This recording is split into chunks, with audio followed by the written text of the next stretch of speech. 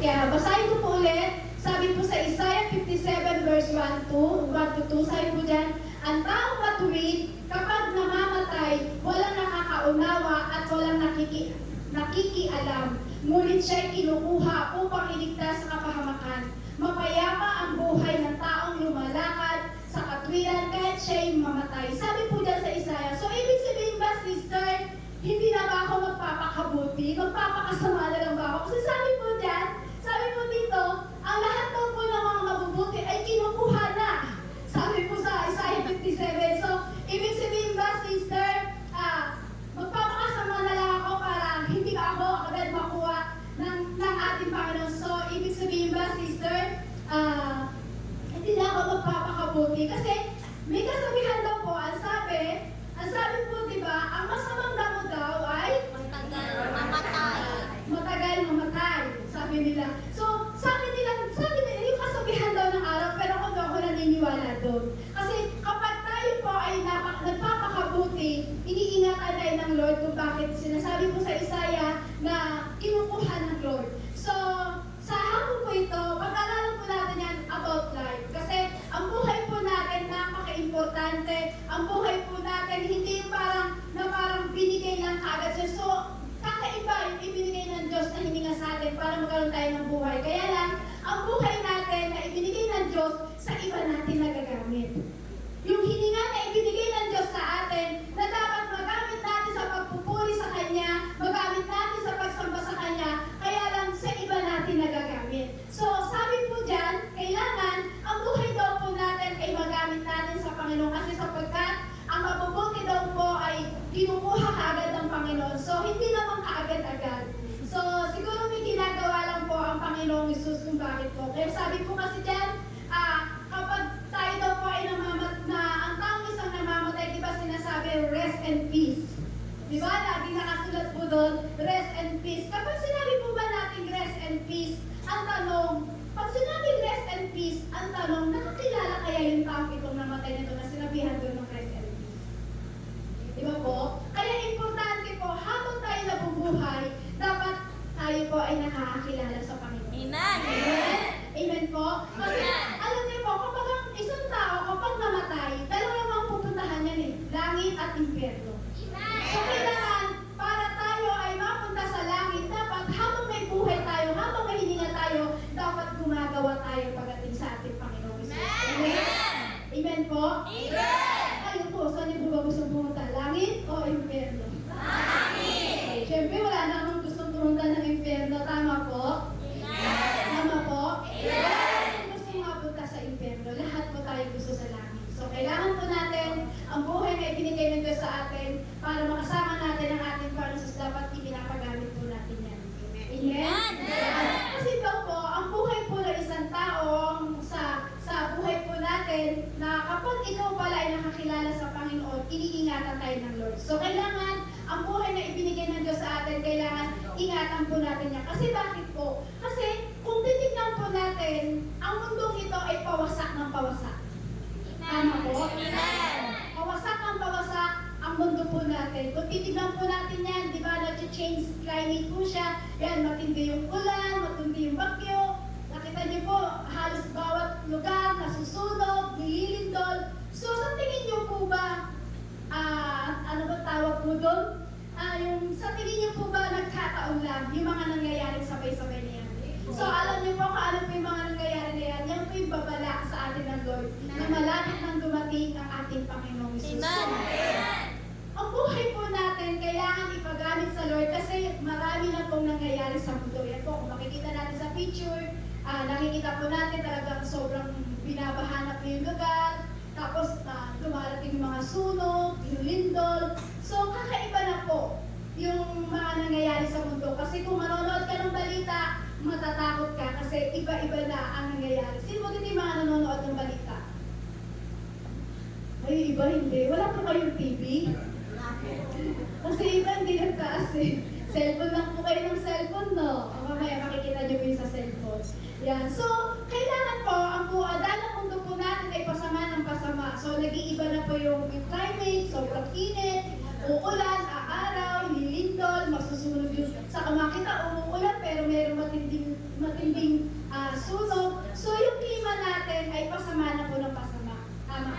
Amen. So, iba-ibang bagyo yung nararanasan natin. Sabi nga, kakaibang bagyo to, ni kailan may narinig po ako dun sa mga trend. Sabi na isang matanda doon, siguro 99 years old na siya. Pero malakas pa. Tapos malakas pa, sabi niya, sa tanan ng buhay ko, may ko na na-experience yung ganito kakaibang bagyo. Sabi ko, ay mga po, nice. Sabi ko gano'n. Kasi kung kami din po, sabi ko, umedad po ako ng 18. 18, no? Ng 18. Joke lang. Masyado po kayo seryoso. Wala po eh. Seryoso na po kayo eh. Umedad, sabi ko, oo nga po na, umedad po kami ng ganito. Ngayon ko lang din po naranasan. Ang unang naranasan kong bagyo na matindi yung Undoy. Tapos ngayon po, ito sabi ko, kakaiba nga. Sabi ko, sobra talaga, pasama na ng pasama yung mundo po natin sa mundo ko. So, kung titignan natin, nag-iiba talaga. Sobrang init na yung mundo natin. Kumbaga, nag-change climate po siya. Tapos, kung titignan natin yung North Pole po, di ba, puno ng yellow. Pero ngayon, kung isi-search po siya, ang sinasabi ko doon, nauubos na. Kaya kainit na po ng kainit yung mundo natin. So, pag nangyari po naubos na po yung yellow doon, so ano po mangyayari? Baka mapusta na tayo. Ngayon pa lang, init na tayo. May aircon na yan, pero init na tayo. Pero kung lang may aircon, mainit po ba? Pero mas mainit po sa impyerno. Tama po. Amen? Amen? Ayan. Kasi po, sabi rin po sa Biblia, ang mundo po natin talaga ay pawasak po ng pawasak. Pero kahit pawasak ng pawasak ang mundo natin, pasira ng pasira ang mundo natin, kahit anong dilubyo ang mararanasan natin sa mundo natin. Pero sabi ng Biblia, Christ our hope. Amen. Amen? Amen. Ano mangyari sa mundo? Christ our hope. Kasi wala tayong ibang pag-asa kundi ang ating Panginoong Isus. Amen. Kahit anong mangyari dyan, ay sabi nga po dun sa mga nakakausap ko namin sa mga talim, sabi nila, ang hirap ng buhay. Sabi nila, gawat. Alam niyo po ba yung gawat? Ano po ba yung sa Tagalog doon? Taghirap. Taghirap. Yun. Sabi nila, ang hirap ng buhay, gawat. Sabi namin, wala pong gawat. Walang mahirap sapagkat ang pag-asa natin, Christ our hope. Ay may Diyos sa buhay mo, wala kang ibang aasahan kundi ang ating Panginoong Isus. Amen? Kasi sabi po ng Lord, Jesus said to him, I am the way, the truth, and the life. No one comes to Father except through me. Sabi po yan sa John 14 verse 6. So, kahit po masira ng masira ang mundo natin, pero kapag si Kristo ang iyong daan, siya yung katotohanan, siya yung daan, alam niyo po ba, lahat po yan na magagawa, lahat po yan, pag si Kristo ang ating pag-asa natin sa ating buhay, kahit pasira ng pasira po ang mundo natin, kahit po tayo mismo, ang ugali po natin ay pasama ng pasama. Pero alam niyo po, kahit pasama ng pasama ugali natin, kahit pasama ng pasama ang mundong ito, alam niyo po ba, wala tayong ibang aasahan kundi ang ating Panginoon Jesus. Kasi siya yung daan. Amen. Siya yung daan at katotohanan. Walang makapupunta sa Ama kundi sa pamamagitan ng ating Panginoon. So kailangan po natin ang ating Diyos sa ating buhay. Kasi kung hindi po natin siya, hindi po tayo lalapit sa Kanya, wala po talaga tayong magagawa. So ang buhay po natin, walang ibang inaasahan kundi ang ating Panginoon. So sabihin mo sa'yo mga tabi mo, wala tayong ibang inaasahan. Wala tayong ibang inaasahan. Kundi ang ating Panginoong Jesucristo. Kundi ang ating Panginoong Jesucristo. So ngayon po sa hapong ito, pag-usapan po natin yung about sa salita na life. Kapag sinabi mo kasing life, ano mo may katabi mo, life, ang bilis sumagot niya. Pero alam niyo po itong salitang life na to, ang hirap i-define. Tama po? Kasi isang maiking words lang, pero pag sinabi mong life, napakalalim. Kung isi-search po natin yan, hukayin po natin hanggang bakulo, hanggang balon. Kapag ang isang buhay ng tao, napakalalim po yan. Kaya tanong mo rin yung katabi mo, what is life? What is life? Ano po sagot niya? Wala? Walang sagot? Ekis. Sabi, what is life? Kasi madali lang po yan kapag tinanong mo. Madali po yan maisasagot. Kasi bakit po? Ganito lang po isasagot niya. Yan. Kung makikita niyo po yung picture, ano po yung sasagot? Pag sinabi, what is life? Buhay. Yung buhay natin, madali lang. Ipinanganak ka, gagapang ka, maggagatas ka, mag-aaral ka, magkakatrabaho ka, magkakapera ka,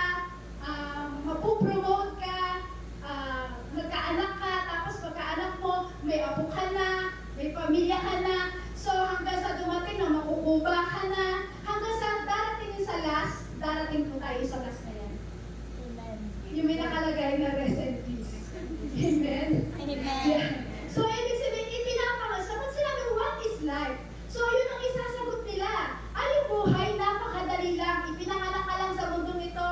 Maggagatas ka, gagapa ka, mag-aaral ka, makakapagtapos ka ng pag-aaral, makakamit mo lahat ng pangarap mo, magkakatrabaho ka, magkakapera ka, magkakaharap ka, tatanda ka.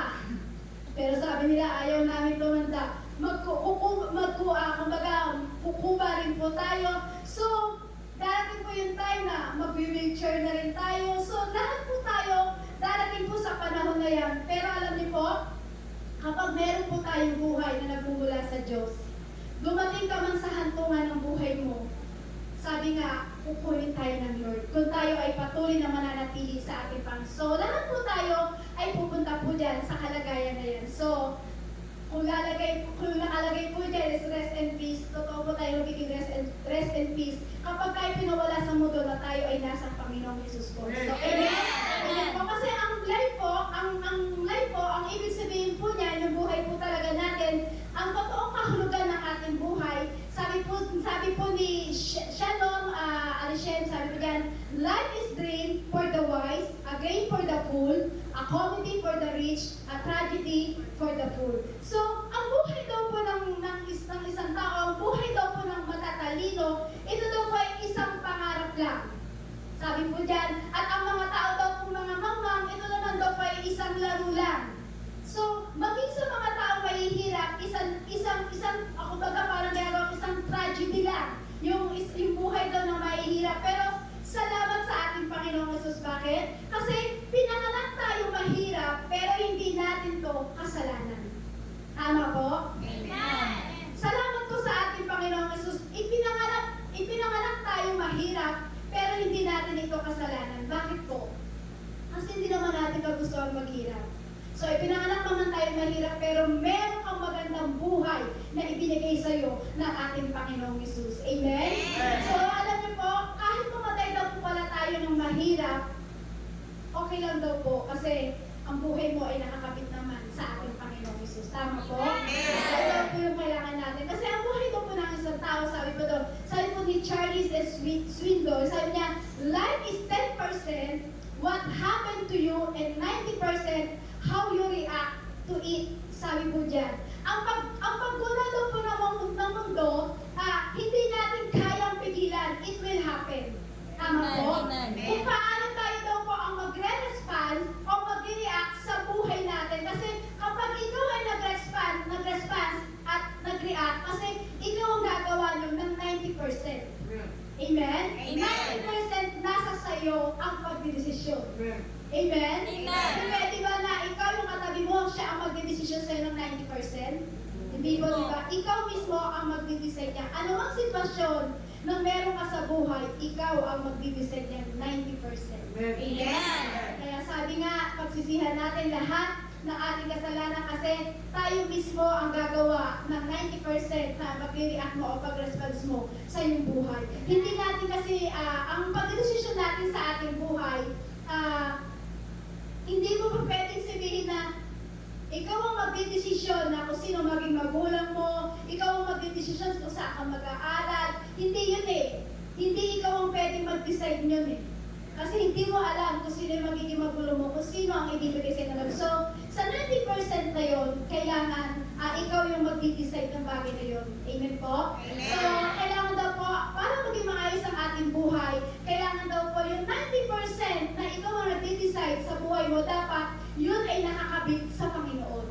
Yung 90% ng pagdidesisyon mo, dapat hindi mo pagsisisihan kasi yung 90% na desisyon mo sa buhay mo, dapat lagi mong kasama ang Panginoon para yung buhay na ibinigay ng Diyos sa atin ay hindi masayang. So, ikaw ang magde-decide sa buhay mo. Sabi mo sa katabi, ikaw ang magde-decide. Ikaw ang mag-decide. Kasi sabi po dito, the meaning of life is to find your gift, the purpose of life is to give it away. Baka minsan po kasi iniisip po natin na baka minsan ganito yung iniisip natin. Sabi diyan, I wish I can find the meaning of my life. Baka maya, yan na yung minsan iniisip mo eh. Baka maya yan na yung lumalagay sa isip mo. Kasi minsan, hindi natin alam ang meaning ng buhay. Sino po nakakaalam dito ang meaning ng buhay? Wala po, no? Ikaw ba, alam mo ba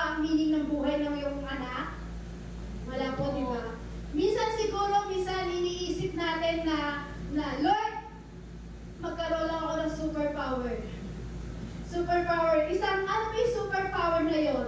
Yung kasi, di ba, sabi nga po dyan, minsan baka kaya, iniisip mo, I wish I can find the meaning of my life. So, kung titignan natin yung meaning ng buhay, baka kaya minsan iniisip mo, Lord, magkaroon na lang ako ng superpower. Isang superpower na isang magnet na humihigop ng pera. Baka kaya yan yung iniisip mo, Lord, gusto ko magkaroon ng superpower yung isang magnet na humihigop ng pera. Sino gusto yan? Uy, ayaw pa nilang umawin. Wala po na kami gusto niyan? Ay, ibig sabihin, ayaw niyo po ng pera? Oh, gusto niyo pala eh. Ulitin ko po, sino may gusto niyan? Uy, ayaw pa nilang umamin.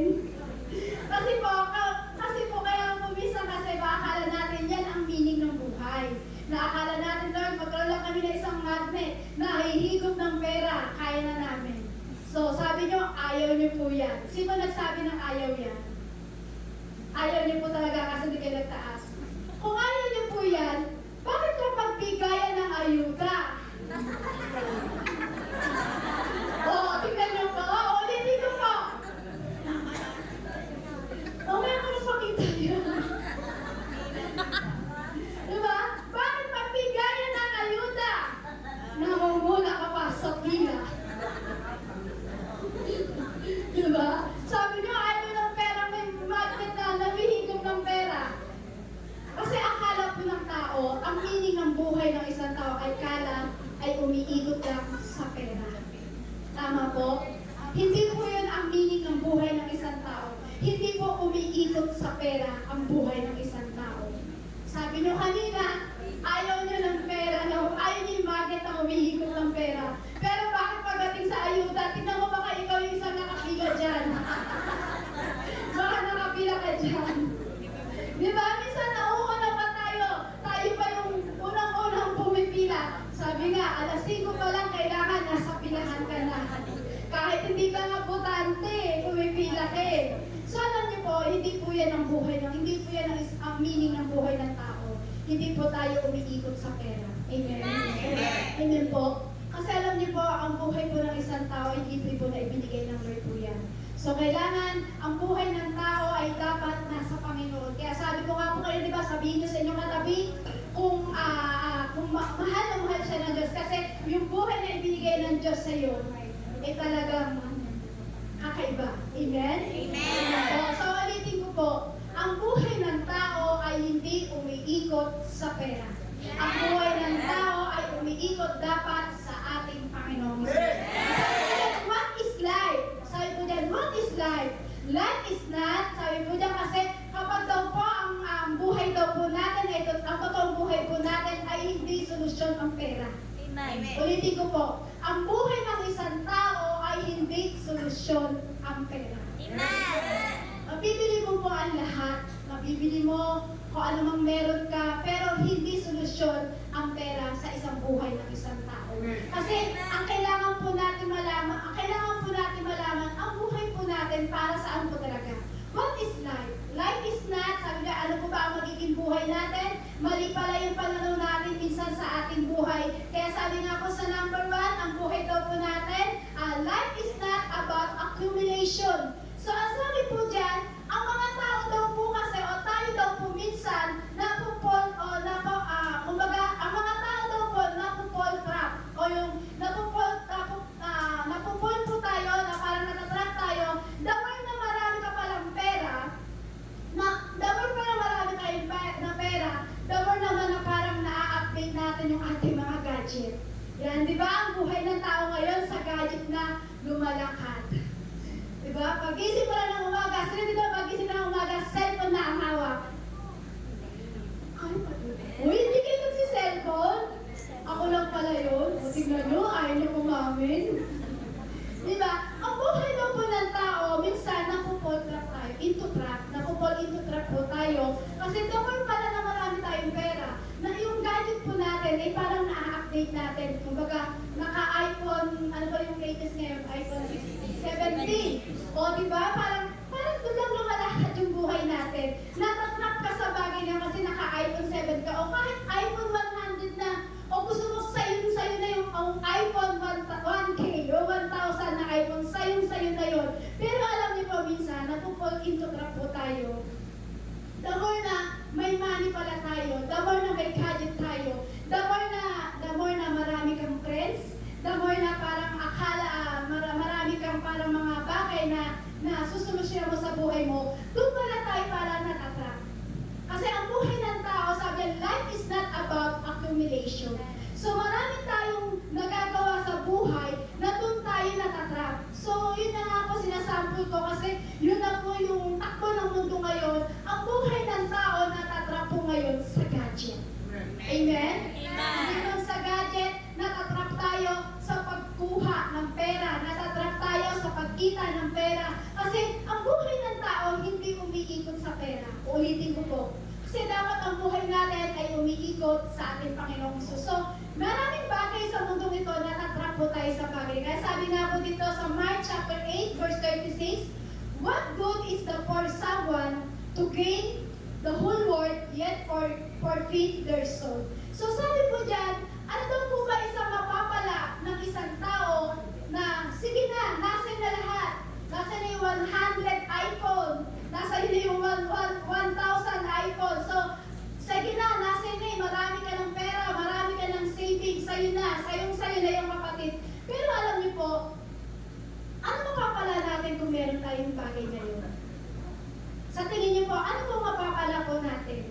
So alam niyo po, ang gusto po kasi po ng ating Panginoong Hesus, ang buhay po natin ay magkakaroon sa Kanya. Minsan natatrap tayo na minsan ang ganda naman niya. Minsan natatrap tayo ang gwapo naman niya. So parang di ba, meron tayong laging connection kung bakit kung tayo sa bagay na yun, natatrap tayo. So minsan, ang gusto kasi po lahat po natin, meron sa buhay po natin, minsan natatrap tayo sa buhay natin, minsan gusto natin ng bahay, ng lupa, sasakyan, motor, gadget, diba lahat po yan pinangarap po natin. Sino po dito pinangarap po yan? Ay wala rin? Hello? Lahat po tayo pinangarap po yan, amen? Kahit po ako, nang inaaral ko nga sabi ko, Lord, nga po Lord, no? Natatrap kami sa bagay na ito. Natatrap kami sa money, natatrap kami sa sakyan, lupa, bahay. Lahat naman po Lord, sabi ko, pinangarap ko. Pero dapat pala ang buhay namin ay hindi natatrap sa bagay na ito. Dapat ang buhay namin ay patuloy na umiikot lamang sa ating Panginoong Hesus. So, natatrap tayo sa mga bagay na yan. So, sino po dito yung gusto yan, yung lupa, yung bahay, lahat po tayo, amen? So, hindi naman po masama yan. Hindi po masama mangarap, tama po? Hindi po masama na mangarap ka ng bahay, ng lupa, ng sasakyan, o ng gadget, o ng pera, hindi naman po masama yan. Pero alam niyo po, magpasalamat pa rin po tayo sa ating Panginoong Hesus. Bakit po? Dahil binigyan tayo ng Panginoong Hesus ng pagkakataon para magkaroon tayo ng lahat ng bagay na yan. Kasi hindi mo masasabi na pinagpala ka ng Lord kung wala kayong bagay na yan. So okay lang po yan, hindi po masama. Hindi po masama mangarap na magkaroon ka ng bahay. Hindi masama mangarap ka ng sasakyan. Hindi masama na ikaw ay may ganitong gamit. Hindi po masama po yan. So ang kailangan lang po natin magpasalamat sa Panginoon kasi yung bagay na yan, dahil sa bagay na yan, pinagpalakan ng ating Panginoon. So lahat po tayo nagkakaroon lahat ng bagay yan. Pero dapat po, pag nagkaroon ka ng mga bagay na yan, ano po ang dapat hindi mabago sa atin? Huwag tayo magbabago ng ugali. Amen? Huwag ka magbabago ng ugali. Huwag ka magbabago ng puso mo. Kahit meron kang bahay, lupa, sasakyan, maraming pera, maraming savings sa bangko, o marami kang press, o yung sabi ko nga po, sa'yo na yung 1,000 na iPhone, sa'yo na yun. Pero, ang sabi ng Lord, hindi masamang magkaroon tayo ng pero huwag lang magbabago ang ating puso. Amen? Hindi magbabago ang ating puso, hindi magbabago ang ating ugali, kasi para hindi tayo matrap sa bagay na mga dumarating sa ating buhay. So, alam niyo po, hindi naman po yan ang mahalaga. Kung meron kang ang mahalaga po, dapat pinipraise natin ang ating Panginoong Hesus. Bakit? Kasi ibig sabihin po yan, pinibless ka ng ating Panginoong Hesus. Pinibless ka. Ano bang estado mo sa buhay, dapat yun pa rin ang magiging puso mo. Amen. Ano ba ang naging estado mo sa buhay, dapat yun pa rin yung magiging puso mo. Kasi napipil mo na parang meron ako nito, Lord, pero hindi ako nagbabago kasi ikaw yung nagbigay sa akin nito. Amen. Kung ba, amen? Amen. Diba? Diba, na kahit ganun yung binilis ka ng todo ng Lord, binigay lahat ng Diyos sa'yo, pero hindi ka nagbago. Hindi nabago yung puso mo kasi ayaw mong matrap sa bagay na yun. So ayaw mong matrap sa bagay na ibinigay ng Lord kasi nagpapasalamat ka, Lord, salamat, binilis mo ako. Lord, salamat, meron ako sa buhay nito. So, dapat kahit meron bagay na yun ang puso natin, dapat hindi mababago. Sabi mo sa katabi mo, hindi dapat mababago ang puso natin. Kasi bakit po? Kapag wala po si Jesus sa puso mo o wala si Jesus sa buhay po natin, may something na kulang.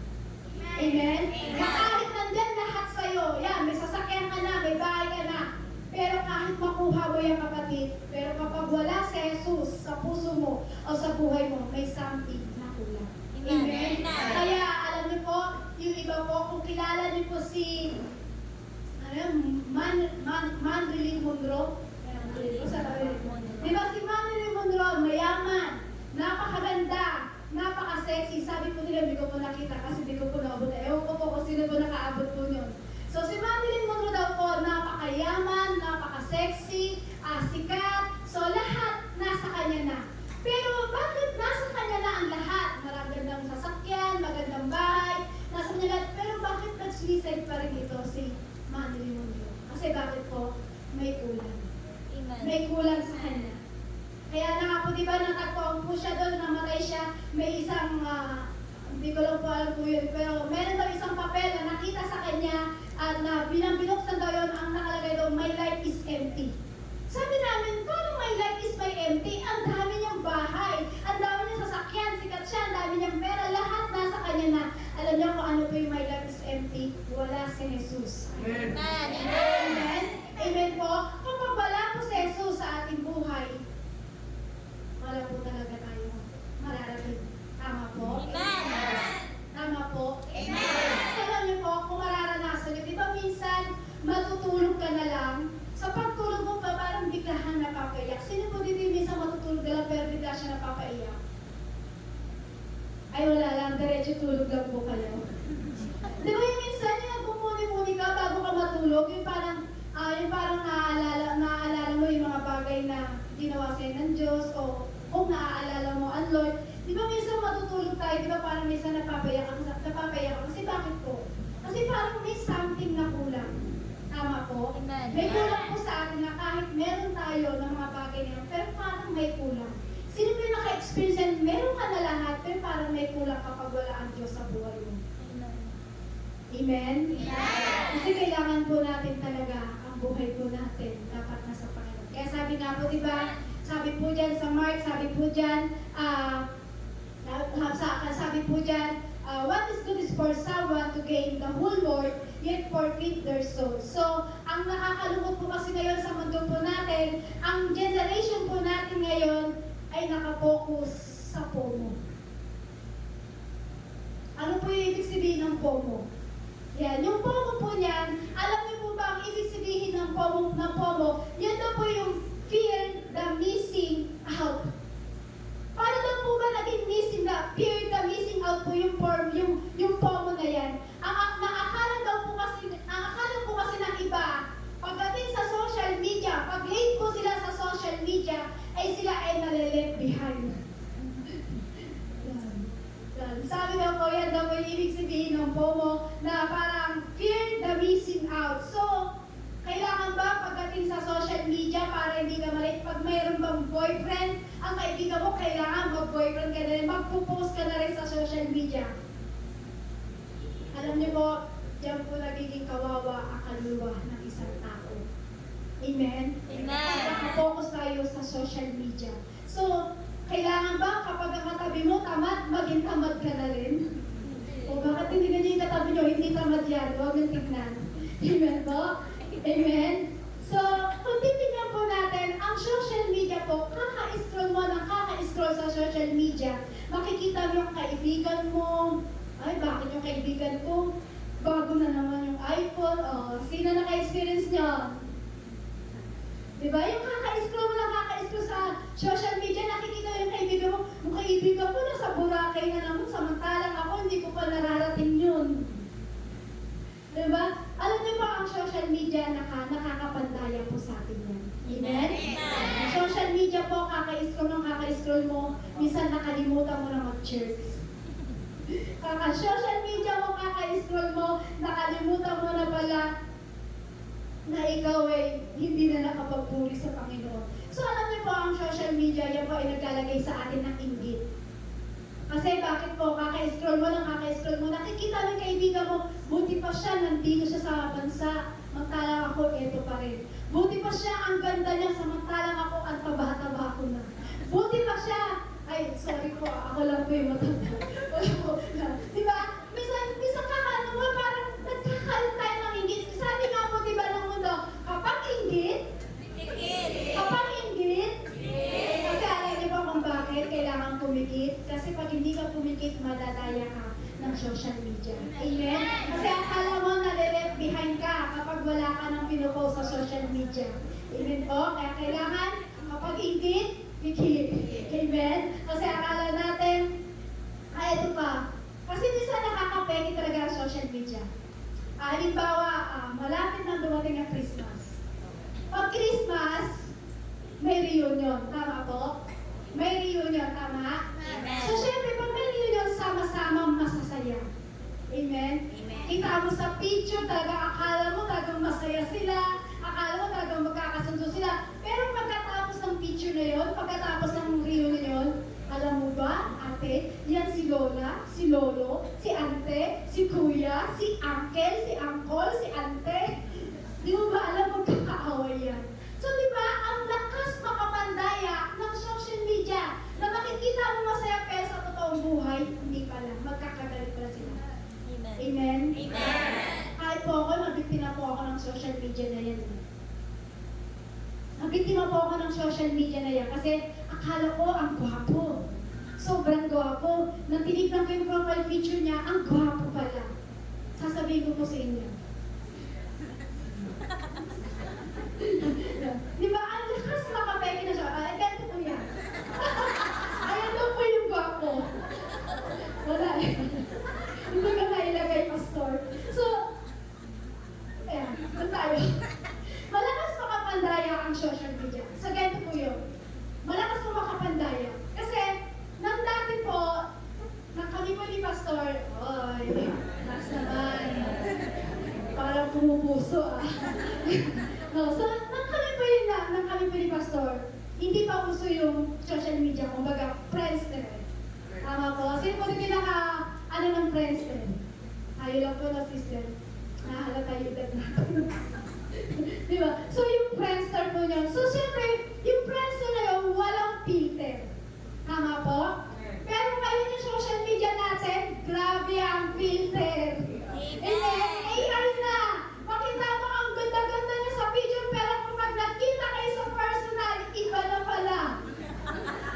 Di ba? Ang lakas makatayo ng social media, natatrap tayo sa bagay na yun. Di ba? So, kami po ni Pastor, yung konting chika-chika lang po. Yan. Ang kami po ni Pastor, nung sa Friendster po, syempre di pa uso ang filter.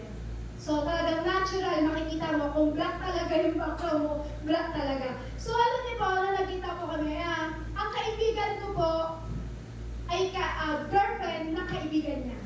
So, ganito po, dahil syempre, dahil kaibigan ko ay girlfriend ng kaibigan niya. So, syempre, dahil yung reto-reto, ganyan. Sabi niya, gwapo yun, subukan mo. Di ako naman, talagang sinerch ko sa Friendster. So, sabi ko, ang gwapo nga. Sobrang gwapo niya. Sabi ko, ang tangkad, matangkad kaya siya sa personal. Sabi ko, sobrang gwapo nga. So, ito natin. Syempre, siya unang nag-add, hindi ako. Siyempre, ako yung unang inad. Diba? So, ako yung unang inad. So, sabi niya, pwede ba tayo mag-date? Sabi ko, pwede naman. Siyempre, sabi ko, ang gwapo eh. Sobra. So, ito na po, sabi niya, pwede tayo magkita sa SM. Sabi ko, sige. Kaya ako naman po, hindi ko basta-basta nagpapakita. So, ito po, nang dumating na magkikita na kami. Sabi ko, siya ba yun?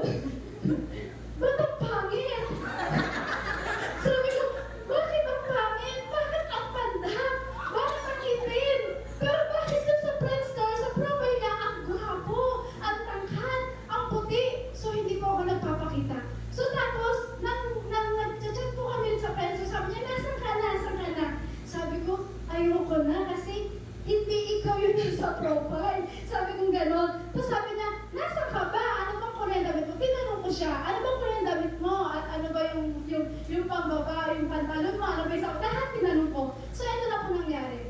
Kapag hindi mo talaga alam ang katotohanan, mabibiktima ka ng social media.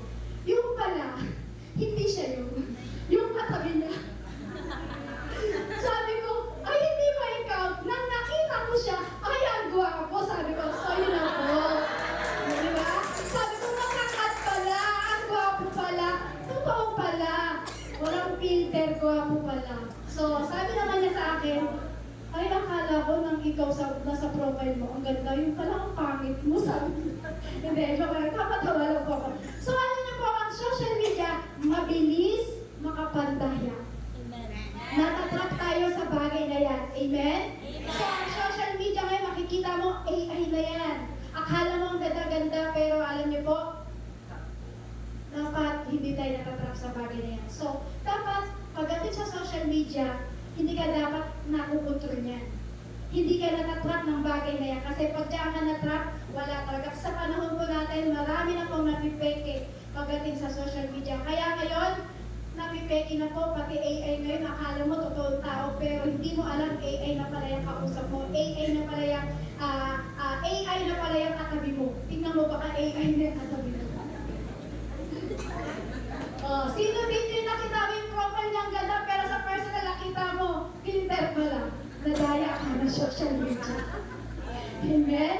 Amen po. So alam niyo po, kailangan hindi tayo natatrack ng bagay na yan. Dapat sa ating Panginoong Jesus tayo dapat nakapokus.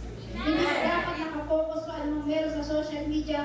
Kasi ang social media, hindi po mahalaga yan. Ang mahalaga po sa atin, walang iba kundi ang ating Panginoong Jesus. Amen? Kaya sabi nga po sa Bible po, sabi po sa Lucas chapter 12, verse 16 to 21, may kwento po dito na isang rich fool na ang sabi niya, ang dami ko ng pera, ano nang gagawin ko? Kaya sabi po dyan sa Lucas, basahin ko na lang po ng mabilis sa inyo kasi medyo mahaba po ito. Sabi sa Lucas chapter 12, verse 16 to 21, pagkatapos isinaysay ni Jesus ang isang talinghaga, isang mayaman ang umani ng sagana sa kanyang bukidin, kaya't nasabi niya sa sarili, ano ang gagawin ko ngayon? Wala na akong paglalagyan ng aking mga ani, alam ko na ipagigiba ko ang aking mga kamalig at magpapatayo ako ng mas malalaki. Doon ko ilalagay ang aking ani at ibang ari-arian. Pagkatapos ay sasabihin ko sa aking sarili, marami ka nang naipong para sa mahabang panahon. Kaya magpahinga ka na lamang, kumain, uminom at magpakasaya. Ngunit sinabi sa kanya ng Diyos, hangal, sa gabi ring ito'y babawian ka na ng buhay. Kanino ngayon mapupunta ang mga inilaan mo para sa iyong sarili? Ganyan ang sasapitin ng sino mang nag-iipon ng kayamanan para sa sarili, ngunit tukha naman sa paningin ng Diyos. So ano po ang sabi po dyan sa kwento na yan? Ang sabi po dyan, magpapakasaya na lang daw siya. Ang sabi niya, magpapakasaya na lang daw siya kasi ang dami niyang inani, ang dami niyang pera, so wala na siya ng pagdagyan. Pero ano sabi sa kanya ni Jesus? Sabi sa kanya ni Jesus, hangal. Hindi mo ba alam na babawian ka na ng buhay ngayon? Sino ba ang makikinabang ng iniipon mo? So minsan, may mga tao na sobrang magtrabaho. Wala nang time sa Diyos, wala nang time sa anak, hindi na nga siya kilala ng anak niya, wala nang time sa pamilya, sa sobrang magtrabaho. So ngayon po, kapag tayo po ba ay namatay, lahat po tayo makakarating po dyan, lahat po tayo haantong po dyan. So ngayon, kapag tayo po ay namatay, ano na ang mangyayari sa pera na inipon mo? Ano na mangyayari sa pera na pinagtrabuhan mo, na pinagpagalan mo ng maraming oras, nakalimutan mo ang Diyos, nakalimutan mo ang anak mo, nakalimutan mo ang pamilya mo. So kapag dumating ang buhay natin na nawala sa mundong ito, saan mapupunta ang pera mo? Paano kapag kinuha na ng Diyos ang buhay mo, kapatid? Paano kapag kinuha na ng Diyos yung buhay mo, yung lahat ng pinagpagalan mo, saan mapupunta? Lahat po yan ang inipon mo, mawawala po yan. Hindi mo makakasama yan sa kabilang buhay. Amen. Amen? So alam niyo po, dapat ang buhay po natin ay nasa Diyos ko lamang. Kasi kapag ikaw ay nag-impok lamang ang kayamanan sa mundong ito, nakalimutan mo ang Diyos, kawawa po tayo. Kaya sabi Almighty, huwag kayong mag-impok ng mga kayamanan dito sa lupa. Dito may naninirang insekto at kalawang at may nakakapasok na magnanakaw. Sa halip, mag-impok kayo ng kayamanan sa langit. Doon walang naninirang insekto at kalawang at walang nakakapasok na magnanakaw. Eh di sister, hindi na ba ako mag-iipon? Hindi po. No. Kailangan maging good steward ka pa rin sa blessing na ibinibigay sa iyo ng Diyos. Maging good steward ka pa rin sa pagpapala na ibinibigay ng Diyos. Habang ikaw ay nabubuhay sa mundong ito, huwag mong igugol lamang yung buhay mo sa pagtatrabaho. Huwag mo lamang igugol yung buhay mo sa paghahanap ng pera. Huwag mo lamang igugol yung buhay mo sa paghahanap para mag-ipon na maraming pera. Kasi sabi ko nga po, kapag namatay ka sa mundong ito, saan mapupunta lahat ng inipon mo? Tama po? Amen. So kailangan igugol natin ang buhay natin sa harapan ng ating Panginoon Jesus. Huwag natin igugol ang buhay natin sa kamunduhan ito. Kasi kung titignan niyo po, sino nakakaalala ng pandemic? Yung time may pandemic, di ba walang mayaman, walang mahirap, lahat nakakulong po yan sa bahay. Amen. Yung time na may pandemic na yun. So kahit palang presidente, kahit sabi mo mayor ka, mayaman ka, marami kang pera, dahil yung during pandemic yung lahat ng tao ay nakakulong. So wala pong saysay lahat ng pera na kanilang pinag-ipunan. Tama po, yung during pandemic na yun. So ibig sabihin yung time ng pandemic na yun, walang value yung perang meron ka. Amen? Walang value yung pera na meron ka yung time na may pandemic na yun. Kasi nakapokus lang tayo sa bagay na yun. So dapat focus tayo pagdating sa harapan ng ating Panginoon. Kasi minsan, ganito po yung nangyayari sa atin. Parang ayoko mag-ikapo kasi baka mabawasan yung pera ko. Ay, hindi mo na ako magbibigay sa church. Pag Jollibee ko pa ito mamaya, baka maubusan pa ako. So minsan, kapag doon ka nakapokus sa mawawalan ka, syempre hindi mo kaya magbigay.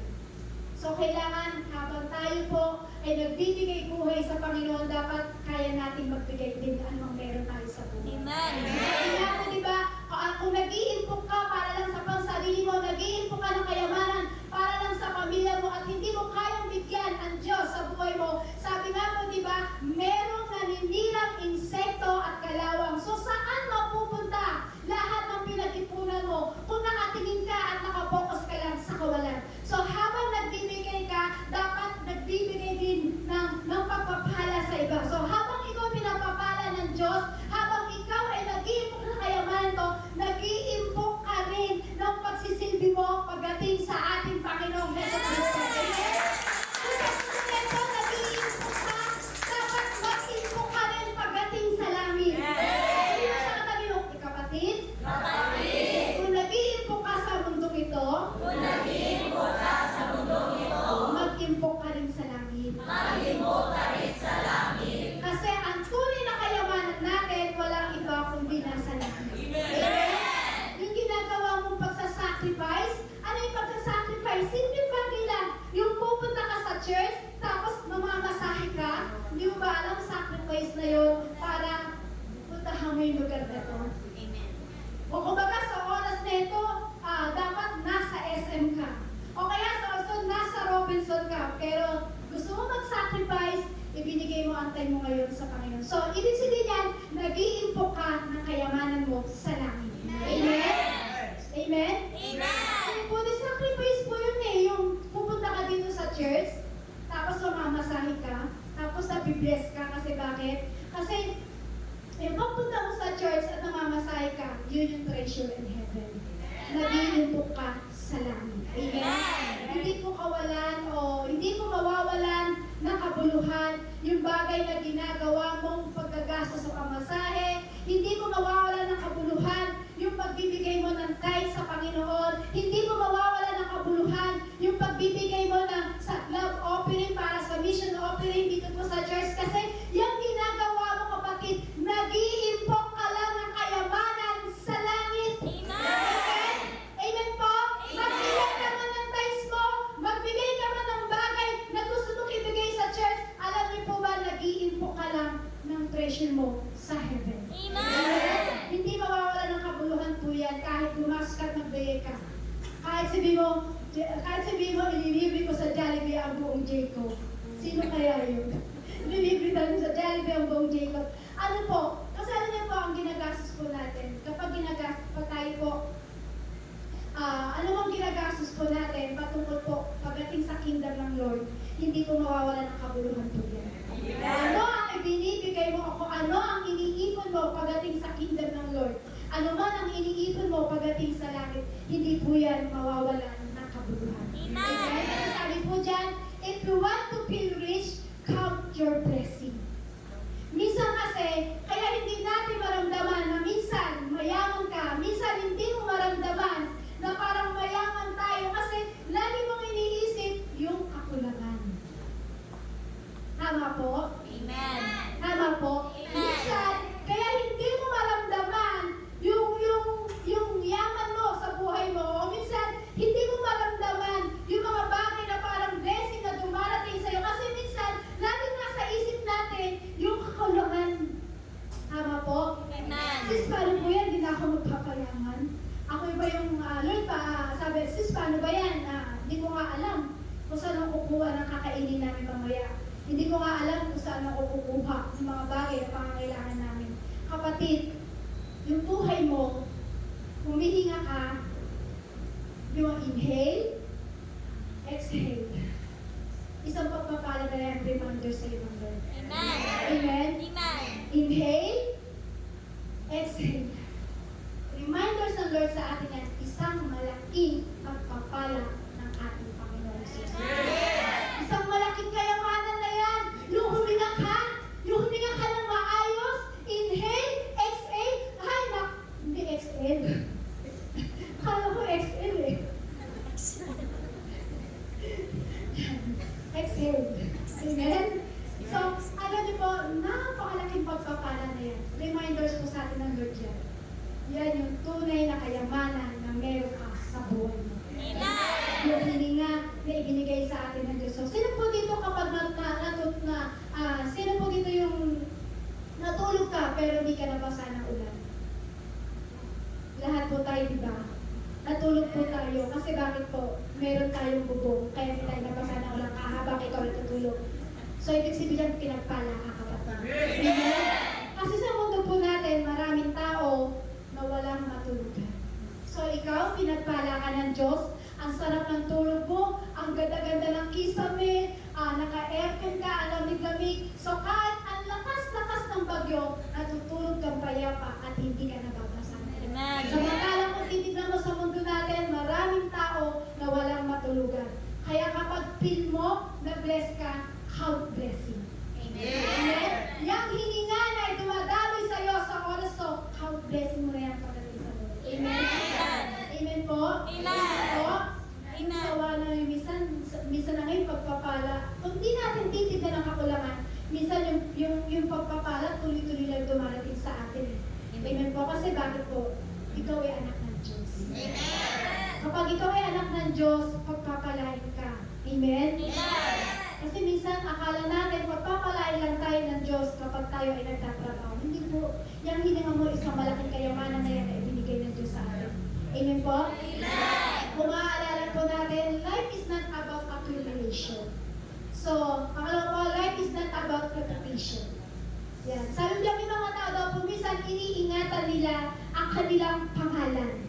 So, ang buhay mo, hindi lamang sa kagandahan ng pangalan mo. Tama po? Ang buhay na ibinigay ng Diyos sa'yo, hindi mo kailangan ingatan yung pangalan mo kasi minsan nakakalungkot, para maingatan yung kanilang pangalan, maninira pa sila ng kapwa nila tao. Hindi po dapat gano'n. Alam niyo po, kung titignan po natin, kung isi-search niyo po, yun po mga Hapon, yung mga Japanese, sila po ay grabe sa pagpapahalaga pagdating sa reputation po nila.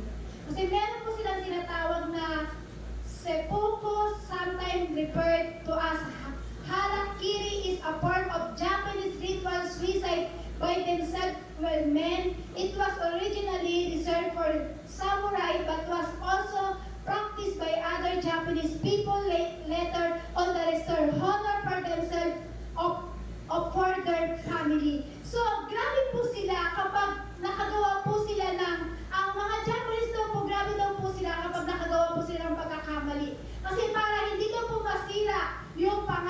pamilya nila, hindi masira ang reputasyon nila. Alam niyo po ginagawa po nila, nagsisuicide. Nagsisuicide po sila. Pero hindi ko po sinabi na mag-suicide po tayo ah.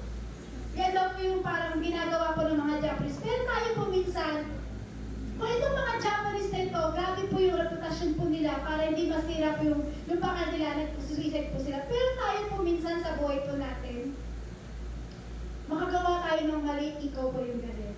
Ay, sino yan?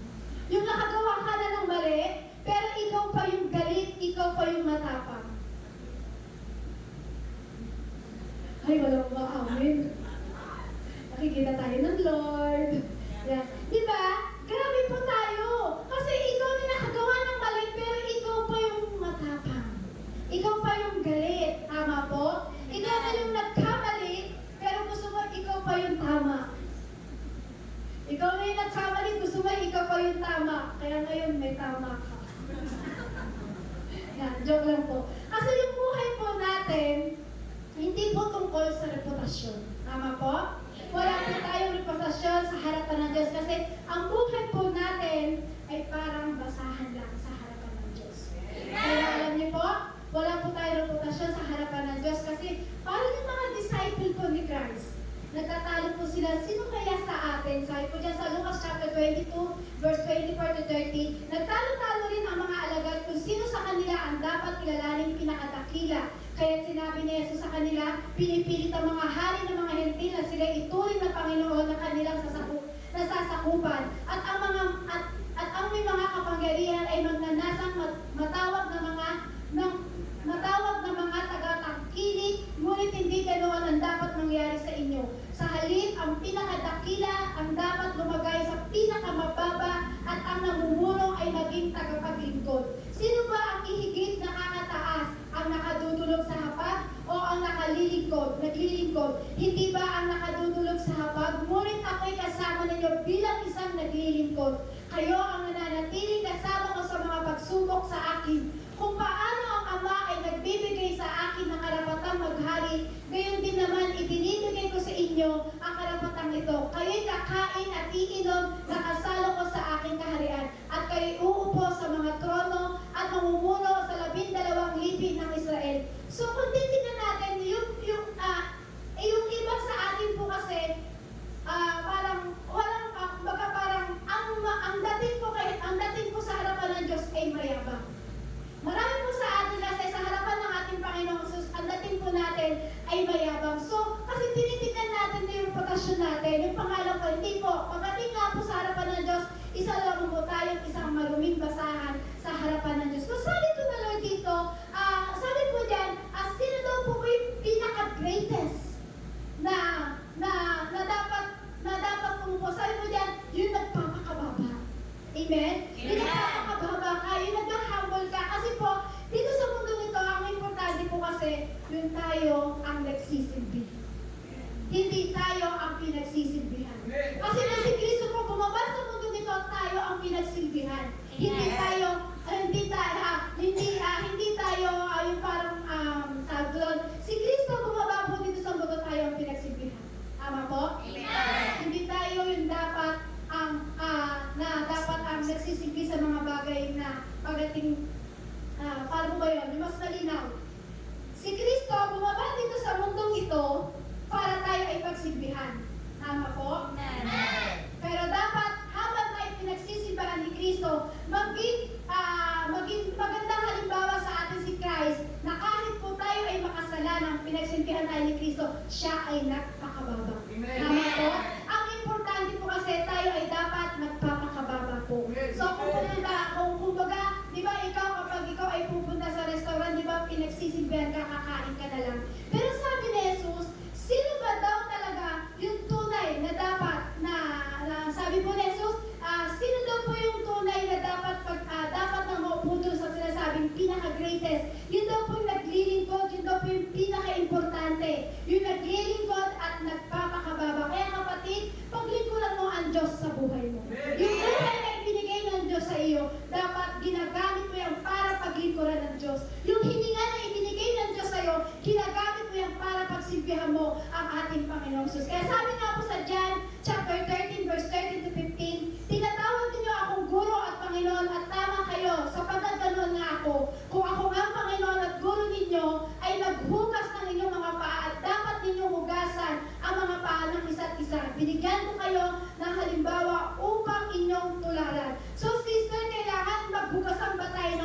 ito?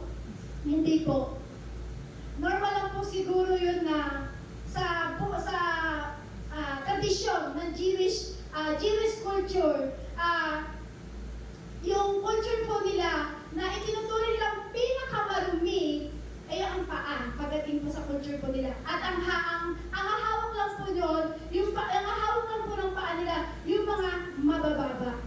Yun lang po sa culture po nila, sa Jewish culture nila. So, kung titignan po natin, di ba, sa pelikula, sabi po sa pelikula, ayan, makaka-relate ko din yung mga nanay. Di ba? Sabi po sa pelikula, di ba, sinasabi niya, kung di niya hahalikan ang paa ko, hindi ko siya patatawanan. Kay Sharon Cuneta ba yun? Hindi ko alam kung kanino yun. Sharon. Alam na si sister. Di ba? Yun daw po yung sa pelikula. Ganun po. Pero sabi po ni Jesus, ako ang inyong guro. Ako ang inyong Diyos na tinatawag. So, hinugasan ko ang inyong mga paa. So, dapat hugasan nyo rin ang mga paa ng inyong kapwa. Maghuhugasan po ba kami, sister, ng paa? Maghuhugasan po ba kami ngayon ng paa? Hindi po. Sa pamamagitan daw po ng humble to serve others. Amen. Sa pamamagitan na parang mahugasan mong paa ng iyong kapatid, kapag ang iyong kapatid ay nakuha mo pagsilbihan at matuto kang magpakaubaba sa iyong kapatid. Kasi sa harapan ng Diyos, isa lang po tayong isang basahan. So, ang buhay mo, kapatid, hindi dapat pataas, dapat nagpapakababa yan pagdating sa harapan ng ating Panginoon Jesus. Number 3 po, life is not about you. Ang buhay natin ay hindi lamang umiikot sa mundong ito. Tama po? Sabi niya, life is not about you. Hindi sa iyo umiikot ang mundo. Sabi mo sa katabi mo, Hindi sa iyo umiikot ang mundo. kasi minsan, grabe tayong magdrama. Tama po? Sino po dito yung magdrama? Yan. Ay, pagdating sa kadramahan, ang dami nagtaas. Kasi minsan po, grabe tayong magdrama sa buhay. Para pasan mo ang buong mundo. Pasan mo ang buong daigdig. Sharon Cuneta rin yung sister mo. Sharon Cuneta rin. Kasi life is not about you. Hindi umiikot sa iyo ang mundo, kapatid. Amen? Amen po? Hindi yung I love me, myself, and I. Amen? Amen. Hindi po dapat ganyan. Kasi hindi umiikot ang mundo mo. Hindi umiikot ang mundo para sa iyo. Tama po? Amen. Isa lang po, kapag ang mundo mo ay umiikot lang sa'yo, mahihirapan kang humarap sa harapan ng Diyos. Kapag lagi mong iniisip lagi yung sarili mo, I love me, myself, and I. Kapag lagi mong iniisip yan, sasabihin mo, hindi na ako mag-church. Mas masarap matulog. Aminin. Di ba pag itong oras masarap matulog, pero bakit ka nandito? Kasi nag-iimpok ka ng kayamanan sa langit. Amen? Amen? Amen po. Kasi kung titignan po natin, kapag lagi po natin titignan yung ating sarili, yung I love me, myself, and I, ang hirap po talaga magbigay. Tama po? Kasi lagi mo iisipin, ako na lang yung mawawalan. Kaya kung lagi ka nakatingin sa sarili mo, mahihirapan ka magpatawad. Mahihirapan kang magbigay. I love me, myself, and I. Kapag yan ang laging tinitignan mo, mahihirapan ka magpatawad. Kasi lagi kang nakatingin sa sarili mo. Ako na lang lagi. Kasi sabi, life is not about you. Amen. Amen? Amen. Kaya okay lang sa'yo ang magpakumbaba. Amen? Huwag mo titignan ang sarili mo. Tignan mo ang sarili mo kung paano ka magpapakumbaba. Kasi si Kristo, hinubad niya ang pagiging Diyos niya. Nagpakumbaba si Kristo. So, ikaw binigyan ng buhay ng Diyos, hindi sa'yo ang buhay na yan. Dapat magpapakumbaba ka. Amen? Amen po? Life is not about you. Amen. Amen. Kaya kailangan magpakumbaba ka, magpatawad ka, at aminin ang pagkakamali sa harapan ng Diyos. Kasi ang buhay ko naman, o ang buhay mo, o ang buhay natin, ay hindi naman talaga sa atin. Sabi ko nga po, yung buhay nyo ay binigay ng Diyos. Amen. Yung hininga mo ay binigay ng Diyos. Kaya kailangan yung buhay natin hindi nagmamataas, nagpapakumbaba po tayo. Kaya sabi ko sa Pilipos chapter 2 verse 3 to 5, huwag kayong gumawa ng anuman dahil sa pansariling layunin o pagyayabang, sa halip bilang tanda ng pagpapakumbaba, ituring ninyong higit ang iba kayo sa inyong mga sarili. Pagmalasakitan ninyo ang kapakanan ng iba at hindi lamang sa inyong sarili. Naway magkaroon kayo ng kaisipan na tulad ng kay Kristo Jesus. Ano daw pong meron? Ano daw pong merong attitude ang Diyos natin? Siya daw po ay Diyos, pero hindi na natiling kapantay ng Diyos. Amen. Tama po? Hinubad niya yung pagiging Diyos niya para abutin tayong lahat ng mga taong makasalanan. Amen. Amen? Para tayo daw po ay pagsilbihan ng Diyos. Kahit alam ng Diyos na tayo ay makasalanan, hinubad pa rin ni Kristo ang pagiging Diyos niya para tayo ay abutin at akuin ang lahat ng ating mga kasalanan. Kaya sabihin mo sa katabi mo, humble.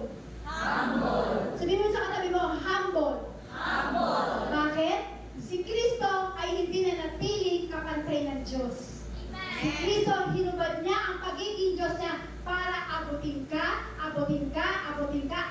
tayong lahat na tayong makasalanan at akuin ang kasalanan natin. Bakit?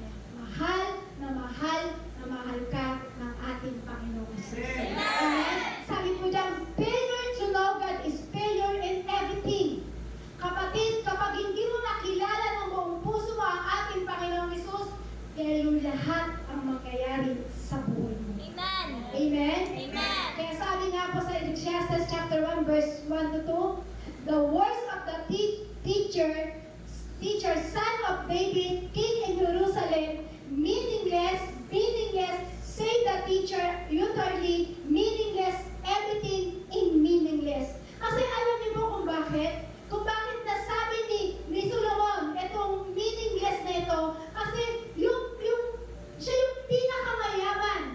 O titignan po natin, kung babasahin po natin sa Bible, ito po si Solomon ay sobrang yaman. Lahat ay nasa kanya, pati nga po asawa. Ang daming asawa ni Solomon. 1,000 ba? 1,000. So lahat nasa kanya na. Pero bakit sa kabila ng kasikatan, sa kabila ng magandang buhay ni Solomon, sa kabila ng maraming kayamanan si Solomon, sa kabila ng sobra-sobra ng meron sa buhay si Solomon, pero bakit nasabi niya pa rin, meaningless. Bakit? Failure to know God is failure everything. Sabi nga po ni Rick Warren, sabi niya, without God, life has no purpose and without purpose. Life has no meaning without meaning. Life has no significance or hope. Sabi po ni Rick Warren. Kasi ang buhay po natin talaga, kahit anong meron ka, failure pa rin po tayo kapag wala tayo sa harapan ng ating Panginoon. Amen. Last po, what is life? Ano po ba talaga ang buhay? Life is Jesus' pursuit more of Him. Sabi po dyan. Minsan, nahihirapan tayong lumapit sa Diyos, lumihirapan tayong lumapit sa Panginoon kasi sinasabi natin, makasalanan ako. Minsan sinasabi na ba, hindi ako makalapit sa Lord kasi isa akong makasalanan.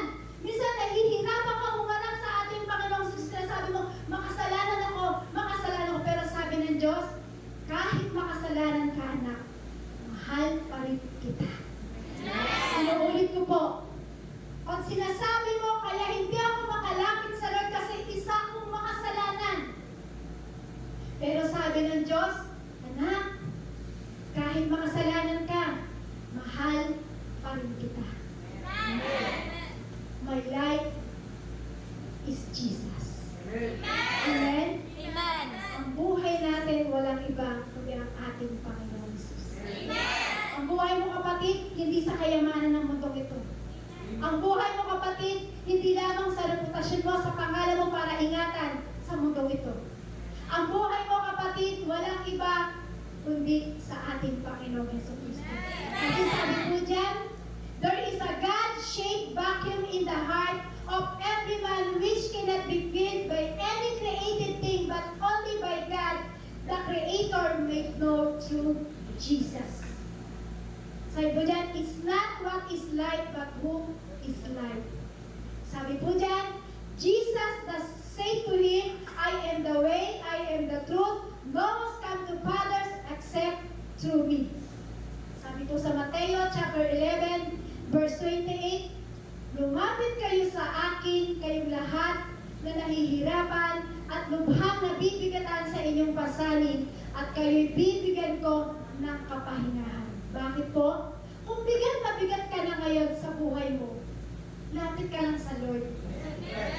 Kasi yung buhay na ibinigay sa iyo ng Diyos, ay galing sa Kanya yan. So nasa iyo yan. Sabi ko nga po, ikaw mismo, 90% ang magdi-decide kung ano ang i-decide mo sa buhay mo. So sabi ko nga po, ang buhay natin ay hindi naglalaro sa kayamanan ng mundong ito. Ang buhay natin ay hindi lamang sa posisyon mo sa buhay na ito.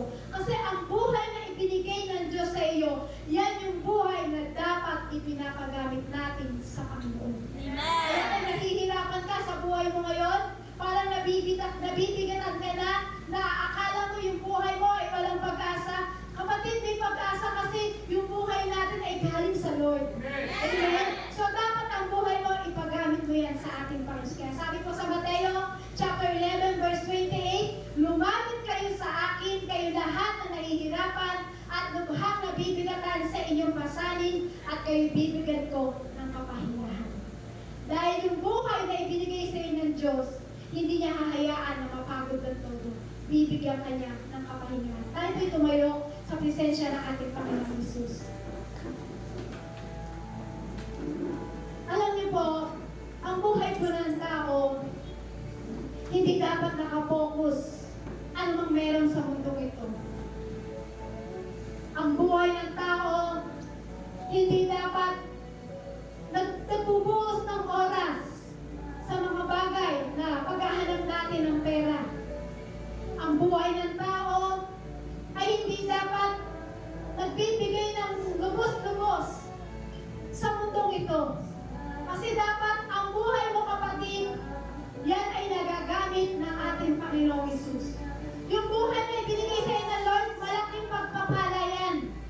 Yung buhay na ibinigay ng Diyos sa iyo, yan yung malaking pagpapala na dumating sa buhay mo. Kaya sino tayo para hindi natin ibigay yung buhay natin sa Lord? Sino tayo, kapatid? Para hindi mo pagsipihan ng Panginoon. Sino ka, kapatid, para hindi ka matutong magpakumbaba? Ang buhay mo, kapatid, ay hindi umiikot sa mundong ito. Dapat ang buhay mo, kapatid, umiikot walang iba kundi sa ating Panginoong Jesucristo. Kaya kung ang buhay mo ngayon, nabibigatan ka, lapit ka lang sa Lord, magpapahingahin ka niya.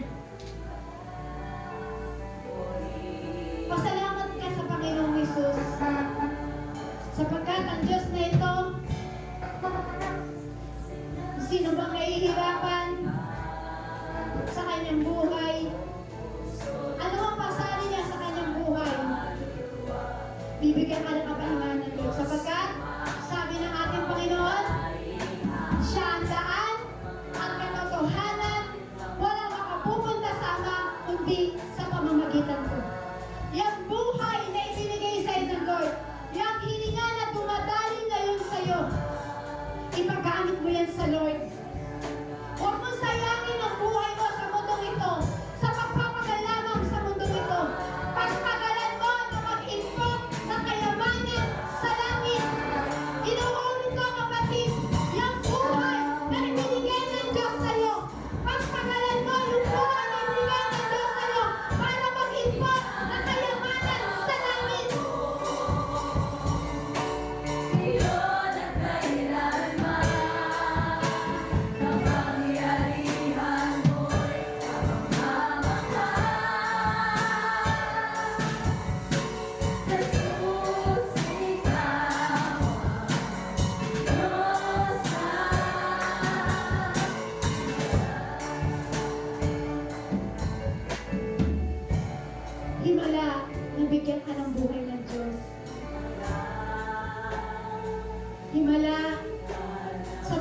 ka pa lamang sa umaga, may panibagong lakas, may panibagong hininga.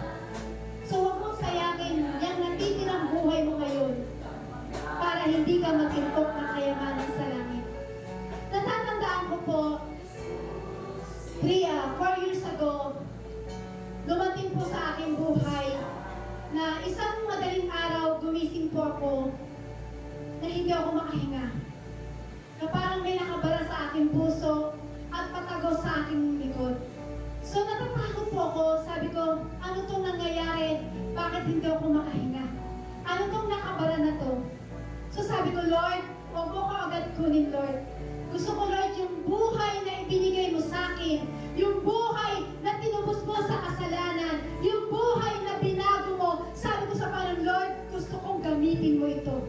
So dumating yung time na nahihirapan ako, sabi ko, Lord, nakikiusap ako sa iyo, Lord, bigyan mo ko ng bagong hininga na may lakas para mag-impok ng kayamanan sa langit. So kapatid, yung natitira mong buhay ngayon, ilang taong ka na ngayon, may natitira ka pa na buhay sa mundong ito.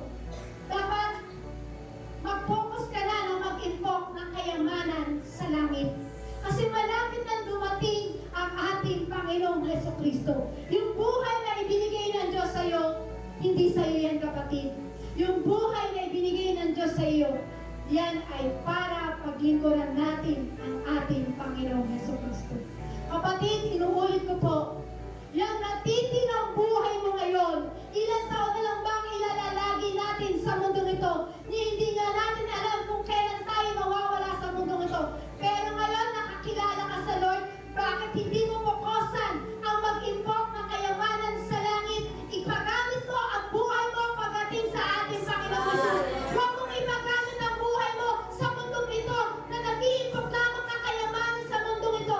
Mas maganda, magamit ang bawat buhay natin, kapatid, sa pag-iimpok ng kayamanan sa langit.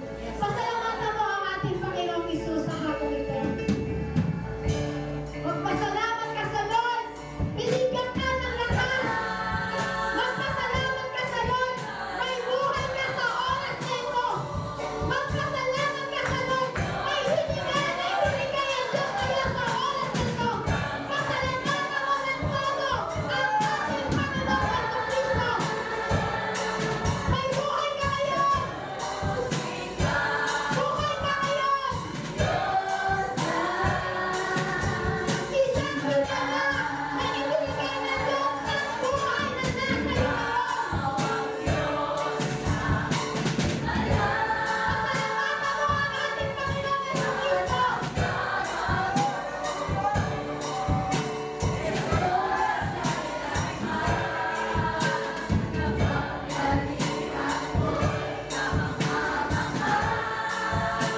Lord, kamangha-mangha kapangyarihan mo.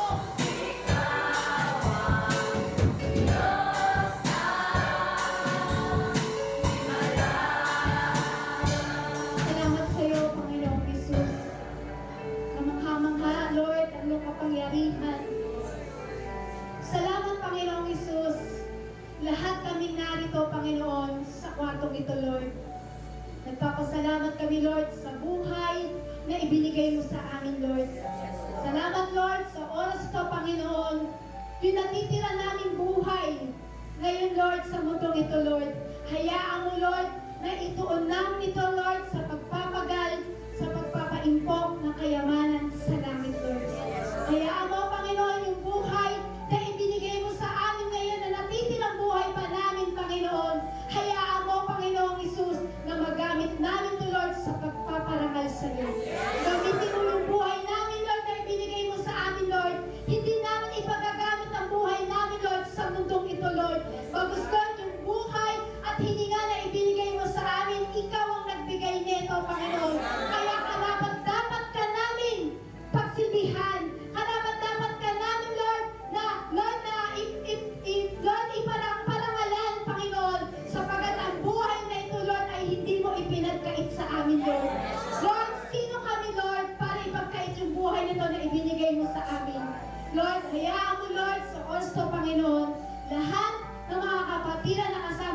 Lord, sa lugar nito, Panginoong Isus. Lord, bubuksan mo ang puso. Bubuksan mo, Lord, yung espiritu namin sa aso, Panginoong Isus. Yung buhay na ibinigay mo, Lord, at natitirang buhay namin sa mundong ito, Lord. Lord, ipagagamit namin para sa iyo, Panginoon. Salamat po ng